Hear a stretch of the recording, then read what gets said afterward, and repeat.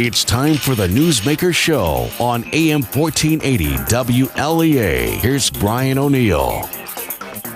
Good morning, I'm Brian O'Neill, and we have a very prestigious guest today, Dr. Richard Olds. He's a doctor in Long Island, and he also runs St. George University's Medical School, which is in Grenada.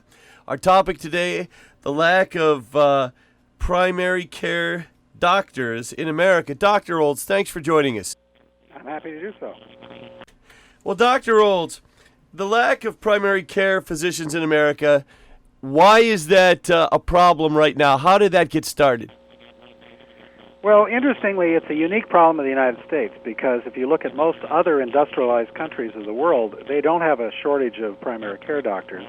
In England, for instance, they have about an equal number of primary care doctors to specialists, but of course the English system pays primary care doctors the same as they pay specialists, whereas in the United States we tend to grossly underpay primary care doctors, and we tend, if I can say so, probably overpay the specialists.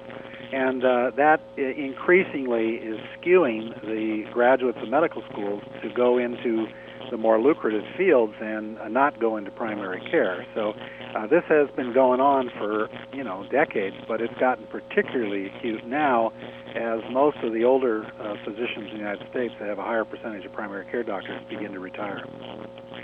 Just curious, did Obamacare do anything to address the problems of a regular doctor, as they say, or a primary care physician being underpaid? No, unfortunately, it did a little. It is true that they started paying Medicaid patients Medicare rates, which is a slight improvement. But still, our healthcare system principally pays doctors to do things, operations, tests, invasive things. And probably more difficult is our current system does not pay doctors to keep their patients well, only for doing things. So there was a change in the Affordable Care Act moving in that direction, but probably not enough to significantly change this basic equation. The other problem, of course, is that medical school, when I went to medical school, I'm in my 60s, was only a couple $1,000s a year, even in a private medical school. Today, the average medical student is about $250,000 in debt, and it takes, 7 to 10 years to become a physician. So that is also pushing people against again, because of the dollar issue, away from primary care and into specialties. So this problem's going to get worse if we don't do something on several levels to try to correct the problem. Dr. Richard Olds is our guest today. Dr. Olds, do you think that this problem is a little bit bigger in New York State or upstate New York, or is it about average compared to the nationwide average of doctor shortages? No, actually, a far bigger problem than the absolute shortage of primary care is the marked maldistribution of primary care. So, you look at statistics for the whole state of New York, and it's not good, but it's not nearly as telling as realizing that there are probably areas of New York, certainly in the more affluent and higher population areas, that may in fact have a surplus of physicians. In general in the United States, and I would imagine in general in New York in general, the biggest shortage is in rural areas and in poorer areas in the big urban centers. So certain parts of New York and in most rural areas of upstate New York, this shortage is considerably larger than the state average would suggest. Nearby Pennsylvania, how do they make out?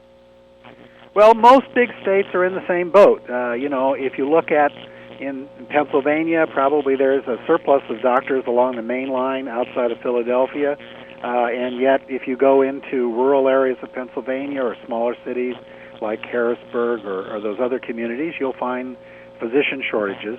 But in general, the shortages are always greater among the primary care specialists. And so if you just think about it, only about 1 in 3 of the graduates of U.S. medical schools go into primary care, and yet almost half of them have to go into primary care in order to keep the right balance. So this disparity between primary care and specialty care keeps getting worse.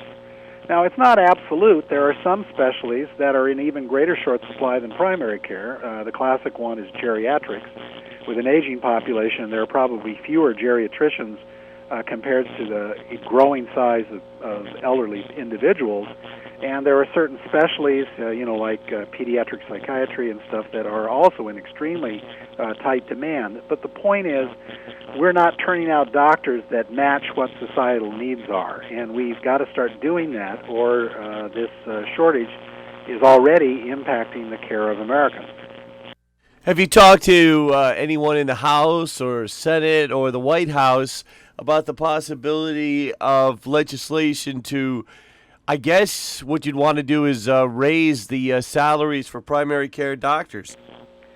Well, getting anything through Congress these days is mission impossible. So, sure. Yes, I've certainly talked to, and I think most people are aware of the problem. The problem is it's very difficult for them to fundamentally tackle the root driving forces. And remember now, in the medical industry, there are fairly significant forces that would not want to change the system, because a lot of systems have gotten rich on doing an awful lot of tests and a lot of procedures, and mostly when you're talking in a political situation, to raise the salary of primary care doctors, somebody else has to lose their salary, and so you suddenly have major opposition from physician groups that are currently making a lot of money against that plan. So it's a difficult political issue, but I think ultimately we have to step back and say, as a country, why do we spend more than any other country in the world, almost by a factor of 2 on health care, yet we're dead last among industrialized countries in every measurable health outcome?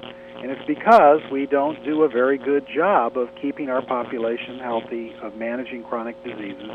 We're extremely good in this country in letting people get desperately sick and save their lives at the end, and that's a good skill to have, I'll give you that. But we're not very good at keeping our populations well, at determining who has diabetes and managing the diabetes, or figuring out who has hypertension and managing the hypertension before people have heart attacks and strokes or lose limbs. That sort of prevention and wellness aspect of our healthcare system is grossly underemphasized, and we need to move rapidly in the other direction. I mean, how does a country like Costa Rica, with 1/25th our country's per capita gross national product, outperform the United States in virtually every measurable health outcome? It's because they spend more of their money on wellness and prevention and access to health care and early diagnosis and treatment of common diseases.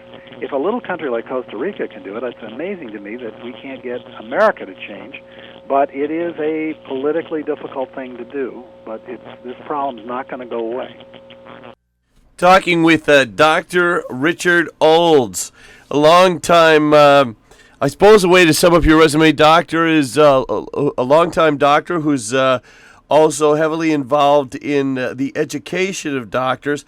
Dr. Olds, wondering, the nurses, are enough people getting into nursing these days? Is there a lack of nurses? Well, there is a severe lack of physician assistants. The actual shortage of physician assistants is even greater than the shortage of primary care doctors. There is a shortage of nurses, but the real shortage among nurses is not among RNs per se, but around advanced practice nurses. Those are the types of nurses that often do similar things to primary care doctors, and there's a shortage of them as well. So I think it would be fair to say that whether it's nurse practitioners, physician assistants, or primary care physicians, we just don't have enough manpower applied to the front lines of our medical care system. And this is why most of your listeners will probably attest to the fact that it is darn difficult to find a doctor, let alone a nurse or a nurse practitioner, or a physician assistant that will see you if you just want to go in and get a checkup and, have somebody manage your diabetes and hypertension. It is not easy, especially in rural America, to find quality healthcare providers. And we've got to eventually solve this problem, because the problem's steadily getting worse as our population ages. As we get older, our demand for health services goes up exponentially, and our population's growing. And, the distribution of doctors is getting worse, not better. Talking with Dr. Richard Olds about the lack of primary care physicians in America.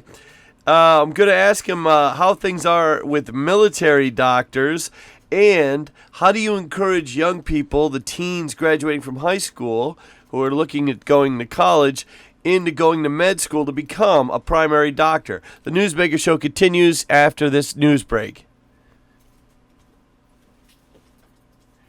On the Newsmaker Show today, Brian O'Neill on with Dr. Richard Olds.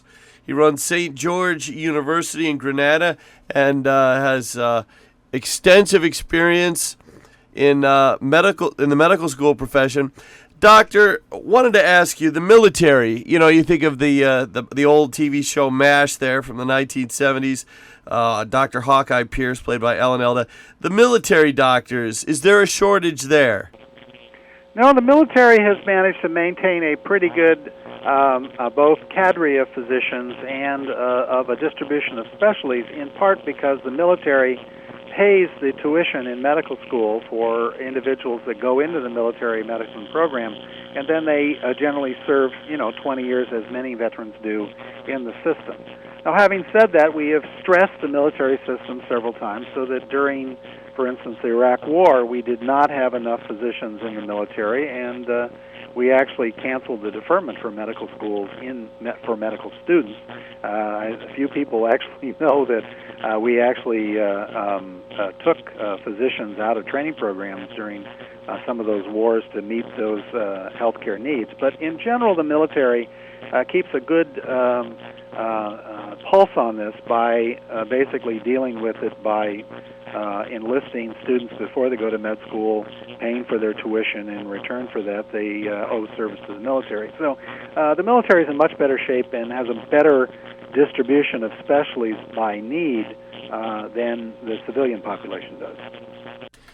Reporters, as a general rule, until you make it to the level that the Dan Rathers and the Walter Cronkite's and the Peter Jennings guys make it in today's world. Well, I guess Brian Williams is less of a player, but David Muir on ABC, until you make it to that level, you're really not that rich, which may be why reporters like to do stories and investigations on how much government employees make. Some of that may be keeping an eye on the public. I suspect there could be a tad bit of jealousy there, though.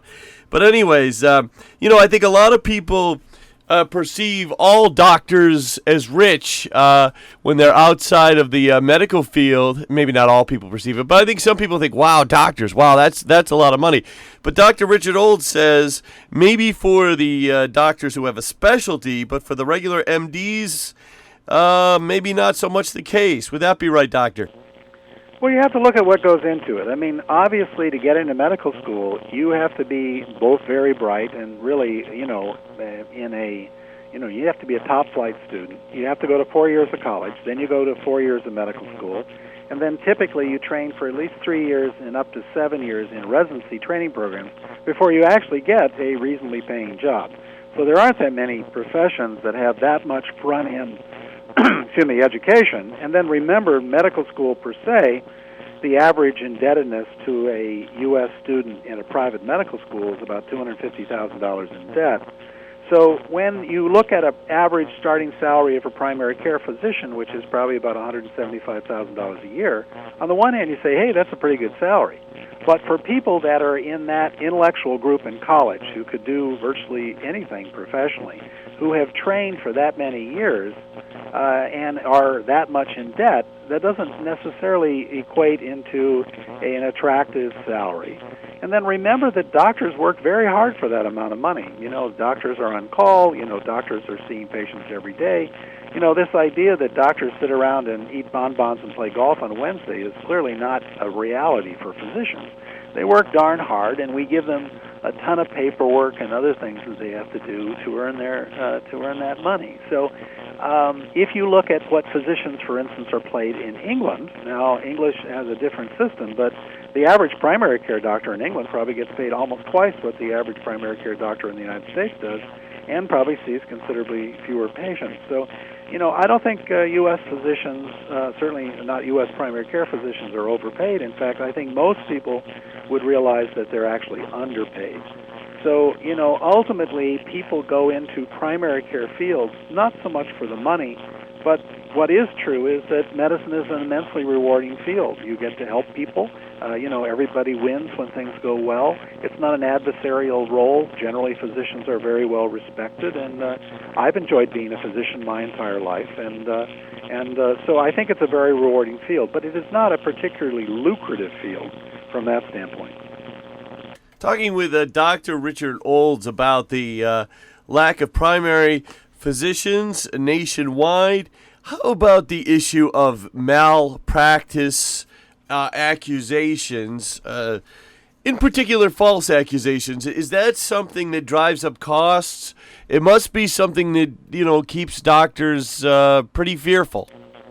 Well, there's no question that we have a very litigious society, and malpractice and the cost of litigation is a extra cost on our healthcare system. I think it's also true that it forces doctors often to practice expensive but defensive medicine, where they get a lot of extra tests and stuff, not so much because they're indicated, but because they think they need to do that in order to protect themselves. I think that in general, systems and even states that have gone through tort reform find that healthcare quality and costs go in a positive direction. So it is an issue. I don't think it's the most important issue.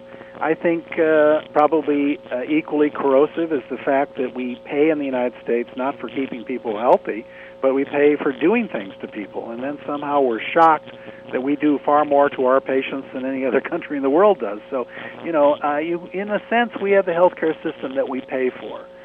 If you have, out-of-control litigation costs, you end up paying for that. We all pay for that as a society. If, we allow drug companies to charge outrageous amounts of money for their medicine, far more than they're charging in other countries of the world, we end up having to pay for that.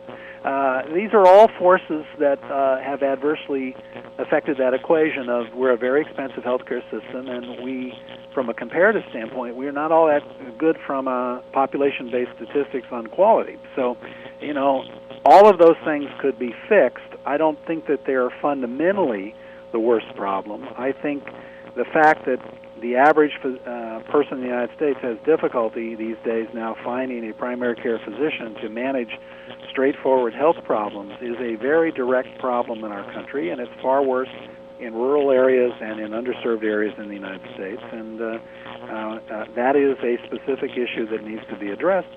The rest of the things are important too, but that's the topic that I'm focusing on today.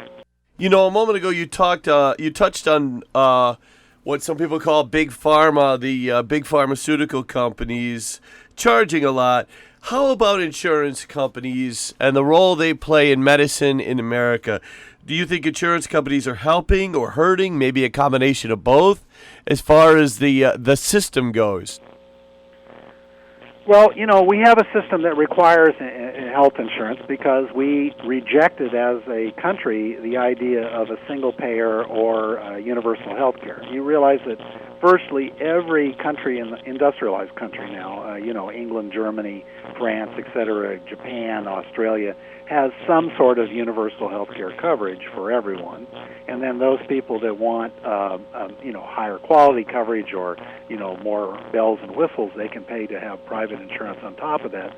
But, we have a fairly unusual healthcare system based on insurance, which means that the people, that don't have health insurance still get health care, but it tends to be fairly expensive health care in emergency rooms when people get desperately ill.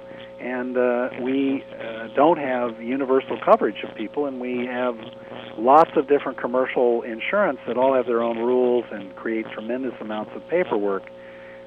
Even if we had a commercial insurance as our basic way of delivering health care, if we had more universal rules around filing claims and what is paid for and not paid for, something that the Affordable Care Act has attempted to do but certainly not solved, I think we'd have a better system.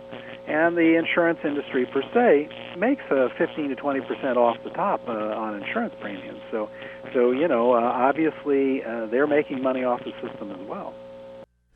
Talking with Dr. Richard Olds today on the Newsmaker Show. Very interesting guest. The topic, the lack of primary care physicians in America. Dr. Olds, how do you encourage young people to get more interested in going into the medical field? Well, before I was at St. George, I was the founding dean of a new medical school in Southern California, in inland Southern California, an area of physician shortages. And you ultimately had to build a pipeline into the med school, since about half the choice of where you practice is where you come from. Smaller communities, let's say in rural upstate New York, need to be thinking hard about where their physicians are going to come from, and it needs to start actually in K through 12. The decisions that are made, for instance, in junior high about what classes you take, are you going to be calculus bound or not? Do you take all of the sciences in high school? Those are decisions that if you make one set of decisions, you will never end up in a medical school. So one of the things we did in California is we started health academies and other activities that went all the way down to K through 12 to begin to get young people interested in careers in healthcare, not just being physicians, but nurses and physician assistants and pharmacists. And there's a lot of jobs in the healthcare profession that we could be encouraging them to do by exposing them early to the positive aspects of being involved in healthcare. Interestingly, at small community college in California, the average graduate of that community college that went into any healthcare industry had a starting salary twice as high as every other graduate of that community college. So one nice thing about healthcare is it's not only rewarding, but it's also virtually recession-proof. And there's no question that the country's getting older and it needs more health care. So it's the kind of thing that young people should seriously consider going into, and we should do everything we can to encourage them to do that. And I think it has to start in K through 12. It's too late if you're waiting all the way to college. Any thoughts, any tips for, maybe a high school guidance counselor or a high school science teacher listening who might point someone in the direction of medical school? Well, I think that, science is interesting and is important in being a good physician. But the truth is, people go into the medical profession not because they love science, but they like helping people. So I think more things that we do to encourage students to go into appropriate activities which demonstrate, commitment to their community and to others in need, whether that's helping junior high students with their math classes, whether it's, working in a smoking cessation program, whether it's manning a suicide hotline. I think we should be encouraging more younger individuals to get involved in their communities and get involved in important issues in their communities. And ultimately, that will push them in the direction of helping fields like healthcare. And I would be less concerned about just having them take sciences. Remember that no patient in my career has ever told me that the most important aspect of their doctor is they got an A+ in organic chemistry. I've never heard a patient say that. But patients repeatedly say, I want a doctor that cares about me. I want a doctor that says, I don't know what's going on. Let's figure it out together. Those are the personal qualities that most patients want in their physicians. So look for people that have those strong personal qualities and encourage them to go into medicine. It must be, you talk about how rewarding the field of medicine could be. It must be something to work in an ER and save a life. It must be nice to go home at night after a day like that. Well, and it's equal even when you don't, let's say, have the best outcome. I mean, being able to talk to a person who has a serious health problem or is grieving a loss of a loved one. I think there are a few things in life that are more personally rewarding than being able to help people in their times of needs, and that's what all of us do in the healthcare profession. And I'd much rather do that kind of job than be a lawyer or a broker or a banker. Those are perfectly good jobs, but they don't have nearly the satisfaction of helping people. We've been talking with Dr. Richard Olds, who runs St. George University's medical school. Dr. Olds, any website you'd like to push us towards, or any books that you have that you'd like us to buy? Well, one thing that I would say is that it's never too late to consider the medical profession. I will tell you that so many people get discouraged if they haven't sort of always wanted to be a doctor their whole life. they think that there's no chance. In fact, I think some of the best physicians are people that have had real-life experiences, that have been in other fields and come to the medical profession. So you had mentioned the military. One of the best groups to recruit into medical schools is people who have been corpsmen in the military. They have a lot of practical experience in doing things. The military trains individuals to be, to treat battlefield wounds and be the first on their line. Those individuals make great physicians. People go in and do EMT training. That's a great pool of individuals to draw from. So you can see my own university, St. George's University. If you just Google St. George's University in Grenada, and you can see the university. We take lots of older students that have had alternative careers, people who are non-science majors. And we give them the science classes that are required to get into med school, and they transition to med school. It's never too late to become a physician, and I think if there are some people that are excited about going into a helping profession, think about becoming a physician assistant, a nurse, or a primary care physician, and you're never too old to consider that as a career. Dr. Richard Olds, I want to thank you very much for being on the Newsmaker Show today. You're welcome, and hopefully there's some people in your audience out there that want to be doctors in their hometown, because I think your area is a place that needs a lot more primary care doctors.